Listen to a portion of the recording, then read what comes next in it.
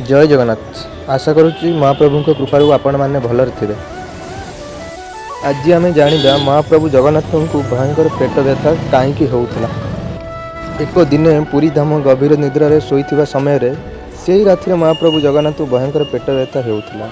अन्न भोग किसी भल लगुन से समय ग्राम रोकवा गरीब एक वृद्धा माँ स्वप्न देखिले। स्वप्न महाप्रभु तांको कहले, माँ मोर पेट बहुत व्यथा होउची, तुमे निम्ब पत्र रस आनी मते दियो। सकाळे उठी वृद्धा माँ भय और व्यक्ति कंपी उठिले। से निज निम्ब पत्र रस बांधी मंदिर को गले। सेवायत मैंने प्रथम विश्वास करिले नहीं, किंतु आज्ञा मिलिला निम्ब रस अर्पण करा जाए। रस अर्पण पर महाप्रभु सुत हेले। समस्ते बुझिले भक्ति राजा और धन देखा जाए नहीं, महाप्रभु देखती केवल शुद्ध हृदय। से दिन ठारू निम्ब रस महाप्रभु को एक पवित्र सृष्टि है। आपण मैंने भिडियोटी भल लगी सब्सक्राइब, लाइक और शेयर करेंगे।